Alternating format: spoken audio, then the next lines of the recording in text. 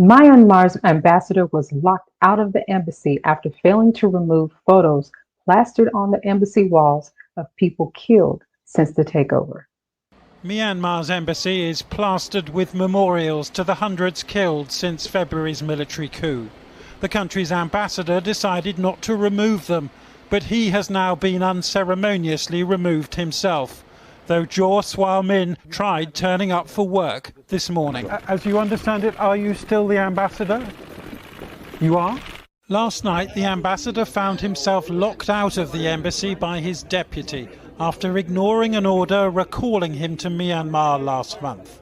His likely offence, calling for a return to democracy and the release of civilian leaders, including Aung San Suu Kyi. He said a coup had been carried out against him, and he spent the night in his car rather than abandon his ambassadorial post.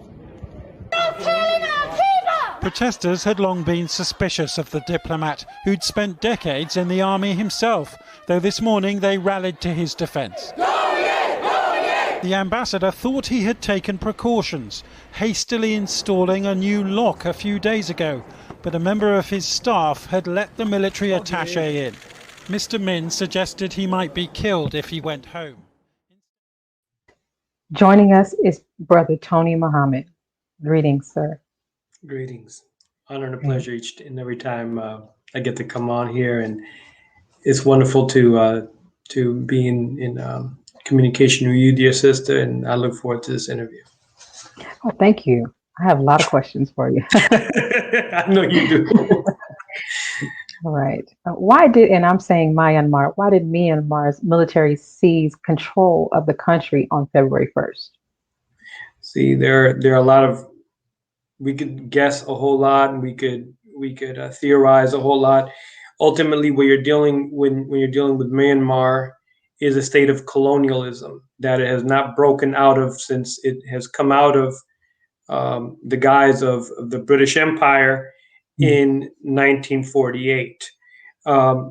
According to reports, the military claimed that there was 10.5 million voting irregularities. However, in the election, the National League for Democracy said that they won 396 out of 476 seats in the parliament, and an even larger margin of victory that was gained from the 2015 election. The military backed the Union Solidarity and Development Party, and they won just 33 seats. So when you have such a large disparity between the voting, if you will, on the claim of who won and who lost, but yet the military is taking over, we have to question, well, what exactly is taking place? What we're finding here is a condition, quite possibly, that certain people want to be in positions of authority, and they want to just minimize those who have been elected into office as not being the legitimate, true ones that should be in power. And the way that and it's very painful to see our people, the Aboriginal peoples of the earth, function in this manner. But really, this is really a mindset of colonialism in which we do not seek to get along with one another. We don't work with one another. We find ourselves in this kind of condition, which is leading to the shedding of blood. Right. Now, I'm sorry. Go ahead. Well, go ahead. There was a big disparity between the numbers of seats that were actually won. Why is it that the military is claiming voter fraud in November's last election? In truth, I wanted to go a little bit into the history here. The country of Myanmar, or Burma, has had a history of political instability, which stems from unresolved internal issues since colonialism, as I mentioned earlier. It's a condition that was fostered by England. The country gained independence from England in 1948. Since then, the military has performed coups in Myanmar on multiple occasions in its history, including one in 1962. The opponents of the coup claimed that this was Min Aung Hlaing. I think I'm pronouncing his name correctly. If not, if you could correct me. That this was a coup more for him than an actual military coup. So it's according to the arguments of the opposition, it's a seeking of personal gain, if you will. However, when you're delving more into the history of Myanmar, now there are questions on both sides. How are we truly operating as a nation? It's really a nation divided. No. Now, there have been reportedly about 700 people killed since the military took power. Is the military clashing with civilians, defying the military imposed curfews and restrictions? What we do know is that the NLD has been encouraging the people, especially young people, to protest. Mm. Reportedly, 46 children have been killed in the midst of the protests. So that may be where a great portion of the arrests and the killings are taking place. Thousands have flocked to neighboring Thailand. One other great concern, which is not being discussed, is how has been a long history of the killing of the Muslim Rohingya people in the by the Myanmar military. It is not a new concern, but has become a concern to the United Nations only in the past couple of years. The United Nations has been mainly interested in the infrastructural development of Myanmar, looking past atrocities committed on its Muslim populations until 2017. So, I mean, when you allow injustice to take place within your borders, then it escalates to the kind of condition that you find there today. In 2019, ousted President Aung San Suu Kyi. I think did I pronounce that name correctly? I, I think so. I'm trying to pronounce these names. I don't want to chop them up. But with the ousted president, she appeared in the International Court of Justice and defended the military's actions against the ethnic Muslims. And see, this is what I'm talking about. And so if you try to justify that kind of wrongdoing, eventually that injustice is going to come to your door. The Rohingya have been persecuted by the Myanmar government and the nation's Buddhist population since the 1970s. Thousands of them have been forced to leave to Bangladesh and other neighboring nations. But again, the root of all these tensions and the conflicts are issues that developed during colonialism. Many Muslim traders have been migrating to the area since the 7th century. However, the British also had many of them move into the area, especially during the 17th and 18th centuries, to work when the British controlled the Indian subcontinent. During World War II, the British gave these ethnic Muslims weapons to fight against the Japanese. After the British left the territory in 1948, they fully knew that there were tensions already there, but they did nothing to resolve the problems. All they did was basically say, well, that's sad, that's a problem, but they did nothing to resolve it. And so that is a sad state of colonialism, not just in Myanmar, but also in various countries in Africa and really all over the world. They put us in these borders where they put one group in charge of the military, another group in charge of some other resources, another group in charge of some other aspect of the country.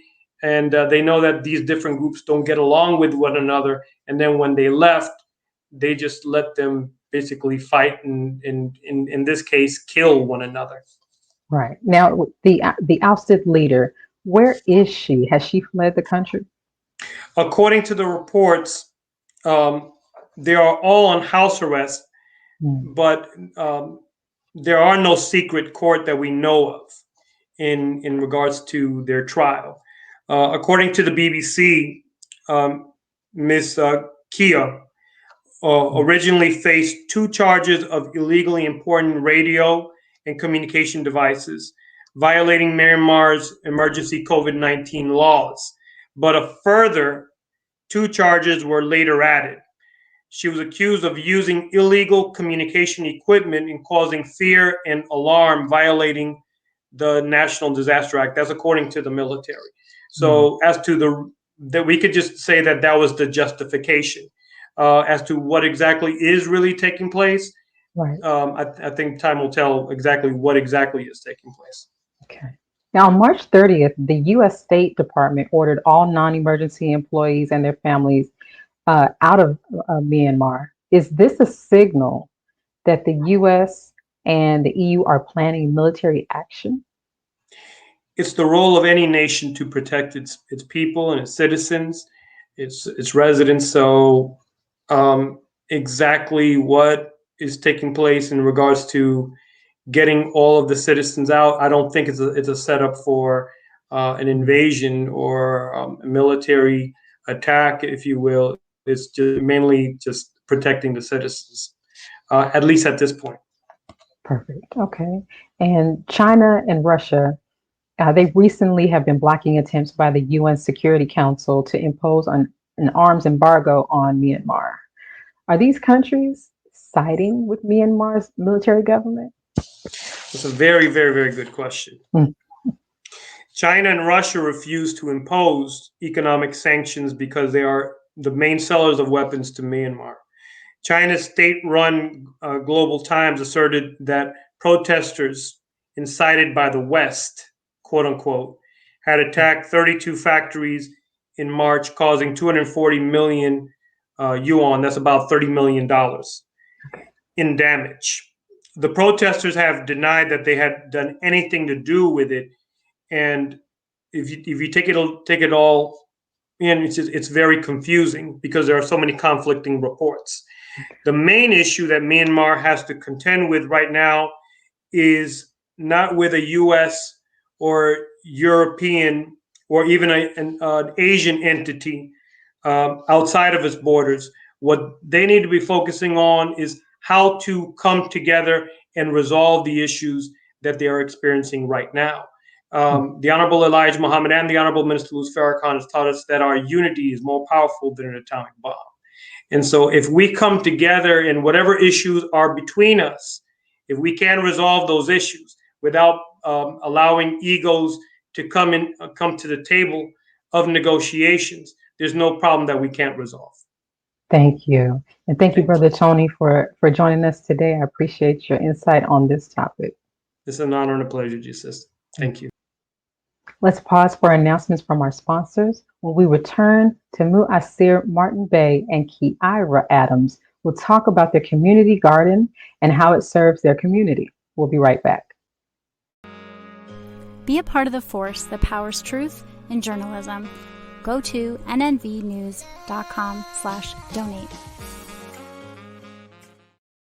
Thank you for tuning in to NNV News. Please share your thoughts with us in the comments section below.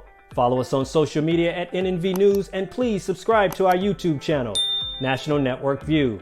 This is Clifton Muhammad with nnvnews.com.